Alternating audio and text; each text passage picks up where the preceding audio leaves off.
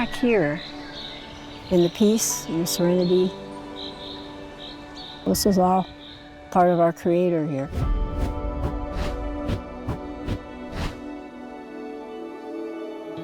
When you meditate or when you pray, what are you thinking about? I'm thinking about All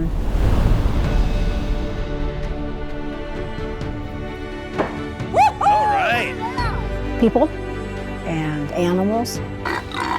Whoa.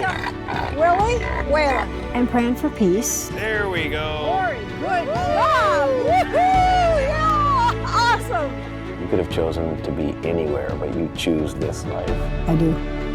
How come?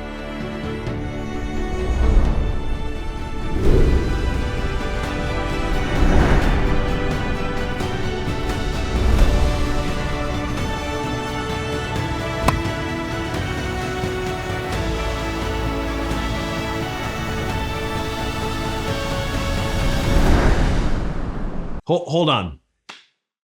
This is South Dakota? Hey, I'm Cory Heppola. I grew up in a small town, but since I was 8, all I ever wanted was to move to a big city and work as a TV news anchor in Minneapolis, Minnesota. Now, I'm 40-something, married with 3 little kids, and all I think about is moving back to a small town. Why? And where? And what do I really know about rural living? I was going to find out. South Dakota. We've got Mount Rushmore, right? Yeah, we went there a couple of years ago. Mount Rushmore, the Badlands, the Black Hills. Popular tourist spot. Less than 1 million people actually live in South Dakota, though. 5th least populous state. Who do we have here? Colonel. And then, Captain. so Colonel and Captain. Captain. A lot of horses, though. Like a 10-to-1 human-to-horse ratio here.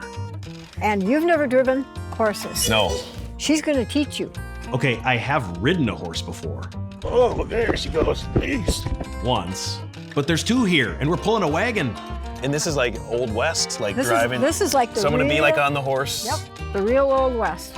This is Joy Ranch of South Dakota, 126 gorgeous acres in eastern South Dakota with a farm, a church, and an 1880s Main Street. I've always been fascinated by this period in American history. Wild Bill, Calamity Jane, Wyatt Earp. Are these a leash? Not sure I would have made it in the era. So these are called your driving reins. Driving range. What you're gonna do here is you only have 2 of them. So what you're gonna do is I'm gonna have you take both of them. Okay. Oh, So you here don't we want go. them. You don't want them super loose, but you don't want them super tight. Okay. Don't want them super loose, but don't want them super tight. Got it. Oh Tighter. boy. Yep. So you Yeah. want to hold them like that. Look at that. but not Oh, they're too backing tight. up. Yep. They're not too backing tight, up. so now Don't you have back a little up, bit more guys. slack. And it doesn't take a whole lot of pressure. Yeah. It really doesn't. So when you want them to go get going with you, I want you to kind of tap them and say, step up Okay. and go. Colonel and Captain seem a little high maintenance. Step up. Yep. Step up. Go straight. Go straight, guys. Whoa. Whoa.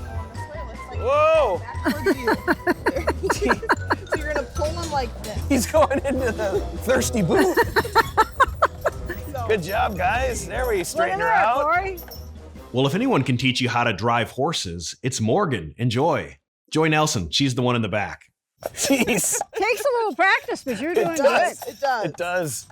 Holy smokes. Joy grew up here. Well, not in the 1880s style ranch, but here in Watertown, South Dakota.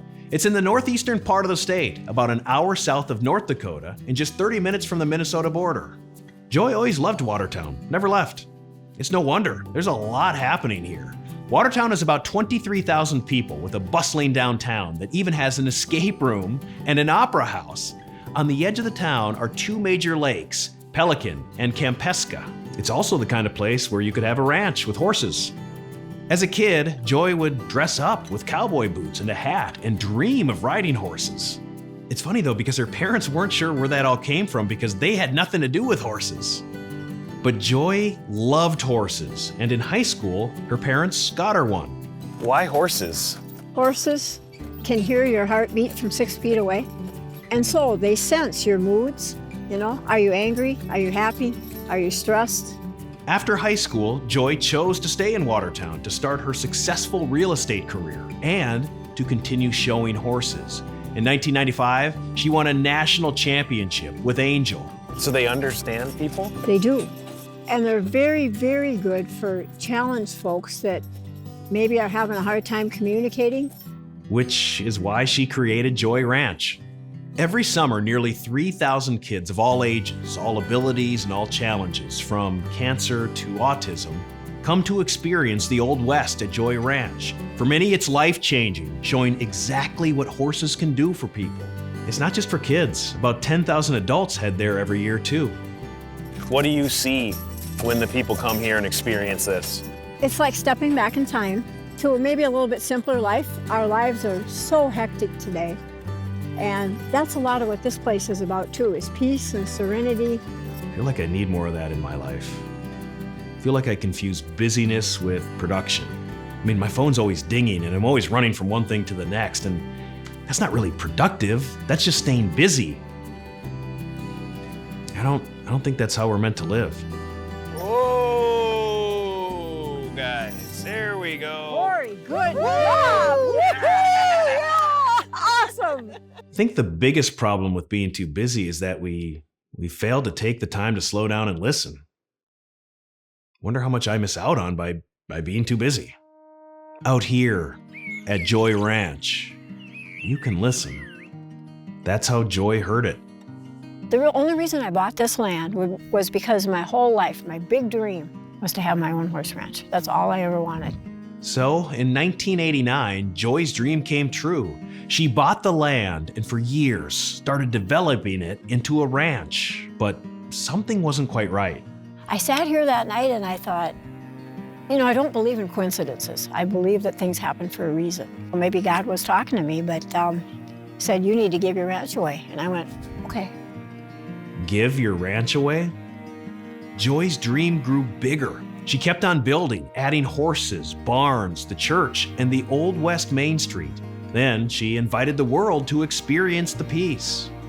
I wish people understood that you don't have to wait till you're gone to help people. Yes, it's important to lead a life of success, but it's way more important to lead a life of significance. She's right. No one's gonna remember our job title or how much money we made. People really crave three things in their life, and it's happiness, freedom, and peace of mind. And you can't obtain any of those with a new car, a new boat, a new house, because then it's the next thing. None of those things will ever make you happy. People are going to remember if we made life better for them and how we made them feel.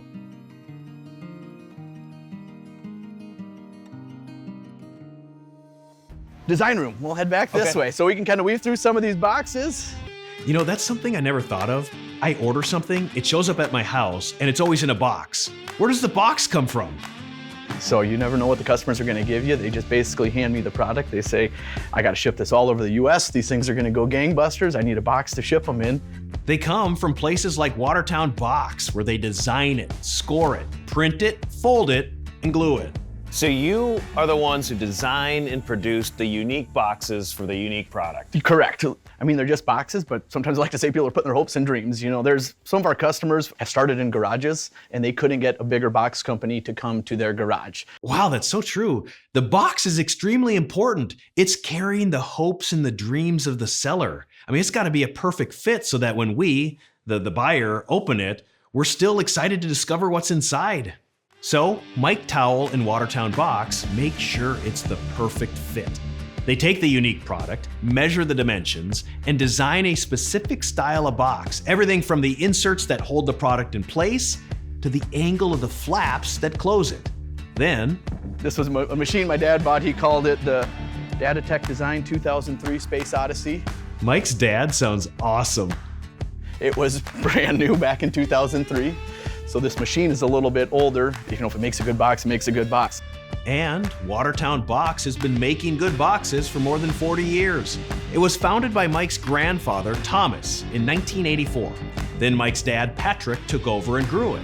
Now it's Mike and his brother, Andrew. This is gonna make our prototype. This may get a little bit loud. It's like a big reverse air hockey table under there. So this machine is taking the specific style of box that we designed and is stamping it out so we can see with just one box if it's the perfect fit for the customer. So this is what would be called a die cut box. So if you want to pop these out. Once the customer approves of the design, we can move to a larger scale production.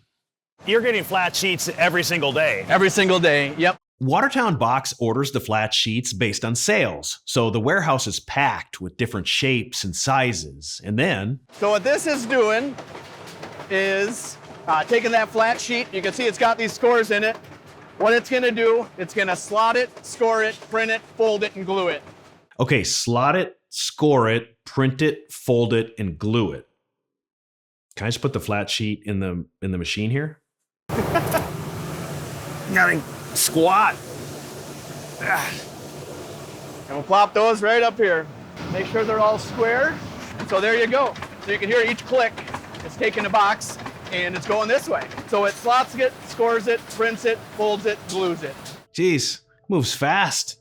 So is the company's growth. Since the pandemic, people are buying more online, which means more boxes. So sales at Watertown Box have grown 60% the past few years. It counts to 25 and then it's gonna kick it out. And then it bands it right back here. And then it rolls away. The perfect box with the perfect fit. Ready to carry the hopes and dreams for every product and for every company making and selling those products. There's a lot of that happening right here. Manufacturing is huge in Watertown and enormous for the state, a $5.6 billion industry for South Dakota. Not only that, it's creating excellent jobs that pay well. Watertown is at the center of all that, has been for a long time. In 2015, then President Barack Obama came to town to deliver a commencement address at Lake Area Technical College. Somehow, South Dakota was the only state he had never been to before. But the president saw this.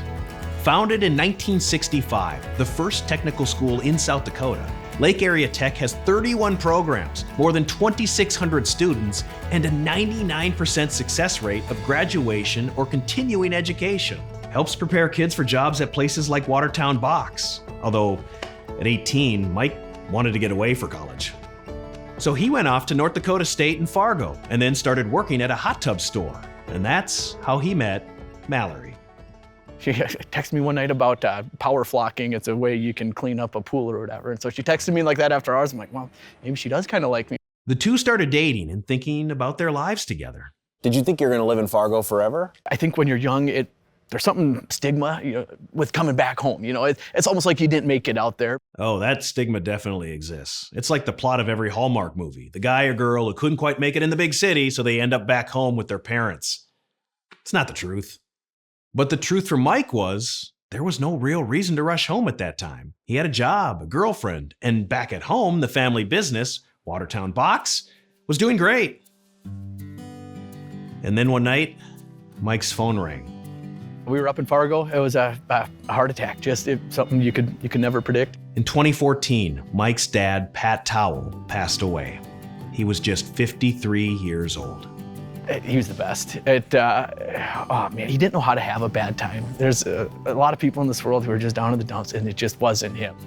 Quick story on Pat. He built a sports complex to play tennis, even though he never really played tennis. When Mike was in high school, Mike was really into tennis. So his dad, Pat, wanted an indoor space so that Mike and his brothers and their Watertown teammates could practice year-round. Pat pitched his board at Watertown Box to build a warehouse. He told them, look, we'll fill the warehouse with boxes eventually, but for the next 7 to 8 years, the kids and their friends can use it to play tennis and other sports. Pat was a dynamic guy. The board said yes. After Pat's sudden death in 2014, the board had another big decision to resolve: how to secure the long-term future for this successful family-owned company with more than 30 employees. They called Mike, asked him if he'd want to come home to Watertown. It was an easy decision once I thought about it, and I'm like, you know what? It's safe, it's home, it's community. You can start a family there. You can make a difference. So he chose to move back home, and Mallory, who's not from South Dakota, came with. The two were married in 2018, and in 2020, they had a son. His middle name? Patrick. I get more excited about boxes than most people would. Just try to make him proud. He loved this life so much. I'm like, let me see what he loved so much. And I think there's no greater compliment than when somebody says, like, hey, you remind me of your dad. You look like your dad.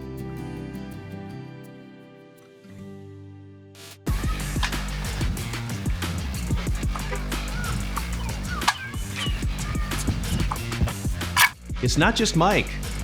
There you go, little competitive juices coming out. Brothers. It takes about 5 minutes, then they start coming. His younger brother Andrew moved back home to lead Watertown Box 2. Were you always competitive growing up? Yeah, I mean, yeah, Brothers. you always wanted to win. Yeah, I think a lot of that came from our dad. I mean, had a way to, I guess, be competitive, but yet keep everything fun at the same time. You know, these guys didn't have to go back. They could have told the board no thanks. They wanted this life. So many memories just coming back here, and there is so many things to do for everyone, whether it's tennis, whether it's golf, whether it's going out to the lake. You know, there is a real solid, nice life that you can just start here.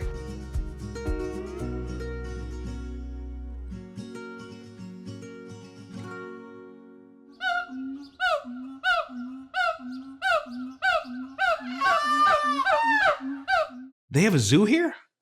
Yeah, Bramble Park Zoo with bison, tigers, bears, and Is he awake or is he asleep? He's awake.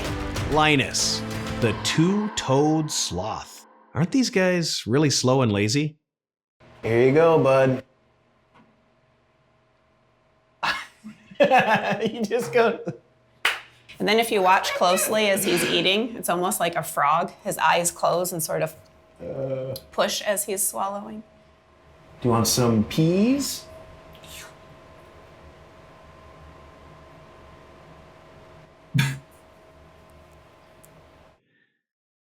He fell asleep. Linus is just one of 500 animals at Bramble Park Zoo, ranging across 108 different species. Not all of them are cute, though. Oh, I don't know if I can do it, honestly. Ugh. Gross. I hate snakes. Ugh. Like what? She's heavy. She's like 25 pounds. So do I put it? Yep, just reach under there. It's all because of Indiana Jones. Gross. Ah! Grew up in those movies, and the only thing Indiana Jones was afraid of was snakes. But for Jamie Stricker, the zoo educator, this Colombian boa constrictor is her favorite animal here. Why? You can see the underneath color is a little bit cloudy. So probably in about a week and a half, she will have shed and be a little bit bigger. Okay, she's good. All right. You're sweating. I am sweating. You know, rather than why snakes, a better question is how? How does a town Watertown size even have this incredible zoo? It's not just a zoo. Look around this place. This community is stacked with state-of-the-art facilities like the newly renovated Goss Opera House, the brand new $36.5 million Prairie Lakes Ice Arena, and downtown's newest hit, the Watertown Area Community Foundation Plaza. How? When my husband and I were first thinking about moving here, This is Cammie Mengwasser. Cammie and her husband Jason grew up in Missouri. They had never even heard of Watertown, South Dakota before choosing to move here in 2017. How does this community do all this? people from Watertown, if there is a need, they step up to fulfill it. Cammie sees it every day. She's the executive director of the Watertown Area Community Foundation, a group that partners with families, businesses, and advisors on charitable community giving. Since 1979, they've given out $13 million in grants. It seems like in this community you have different organizations, different community leaders, different businesses who all kind of sort of cooperate together for the betterment of the town. Absolutely. We're currently going through a community visioning process called H2O50. And so that really is all those organizations coming together. I think Watertown H2O50 really shows what they're all about here. It's led by a group of community leaders and organizations who are taking an honest look at the town. What do we love? What are the challenges? And what do we want for our future? The best part is H2O50 asked the people what they want to see in Watertown. Thousands filled out the survey. If we could have anything in the world, here, what would we have and how would we get there? And so they took all that information and kind of formed it into a strategic plan. Things like that really help build trust and a togetherness. And it's no wonder Cammie and her husband wanted to move to Watertown. They had options. In 2017, Cammie and Jason and their young son Leo were living in Wyoming when Jason's job provided an opportunity for their family to relocate. They got to choose Arizona, California, Colorado, or Watertown, South Dakota. Growing up in small towns, he and I both grew up in small towns, and that's where we wanted to be, and Watertown felt like home. I think a lot of people feel that way, no matter if you moved here or you were born and raised here. Like Terry Redlin, this stunning 52,000 square foot brick building is his art center, and it's only in Watertown because of what happened in 1953. Terry Redlin, absolute legend. One of the most popular artists of the last 50 years. Inside the Redlin Art Center are more than 150 of Terry's original oil paintings. Wildlife, water, winter. Terry was born and raised in Watertown. When he was 15, he was riding on a motorcycle, was hit by a drunk driver, lost his leg. A couple of years later, in 1955, Terry graduated from Watertown High School, and the state of South Dakota awarded him a $1,500 scholarship. Terry used that scholarship, moved away for art school, started working as a commercial artist, and then captured America's attention with his beautiful artwork. When he became popular, Terry's son, Charles Redlin, encouraged him to open up a building to share his gifts with the world. And Terry said sure, on two conditions. One, the building had to be in Watertown to repay that scholarship and to thank his hometown for always supporting him. And two, admission had to be free. So that's what they did. In 1997, the Terry Redlin Art Center opened up, and it's been bringing millions of people to Watertown ever since. Just like Terry wanted.